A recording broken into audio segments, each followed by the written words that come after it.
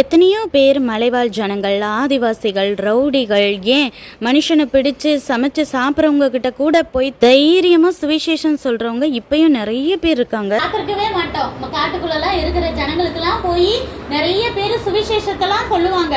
அவங்களெல்லாம் நம்ம பார்த்துருக்க மாட்டோம், யூடியூப்ல பார்த்துருக்க மாட்டோம், அவங்க ஃபேமஸ் ஆகியிருக்க மாட்டாங்க, நிறைய அடி கூட வாங்கியிருப்பாங்க. எங்க ஊர்ல வந்தாடா சுவிசேஷத்தை சொல்றேன், ஏசப்பா பத்தி சொல்றேன்னு. ஆனாலும் ஏசப்பாக்கா பொறுத்துக்கிட்டு ஊழியம் செஞ்சிருப்பாங்க.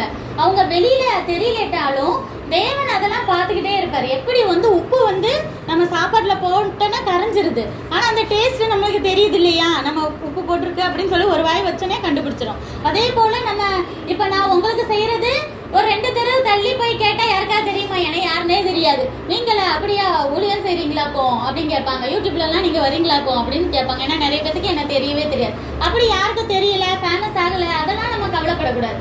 ஏசப்பாக்காக நம்ம என்ன செய்யறோமோ செஞ்சுக்கிட்டே இருக்கணும். அவர் உயர்த்தி வச்சாலும் சரி, உயர்த்தி வைக்கலிட்டாலும் சரி, நம்ம தேவனுக்காக என்ன செய்ய முடியுமோ செய்யணும். எவ்வளோ வியூஸ், லைக்ஸ் போகுதுன்னு சொல்லிட்டு நம்ம தான் பார்ப்போம். ஆனால் தேவன் அதை பார்க்க மாட்டார். நான் சொல்கிற ஊழியத்தை செய்கிறாளா அதை மட்டும்தான் பார்ப்பாரு அப்படிங்கிறத மனசில் வச்சுக்குவோம்.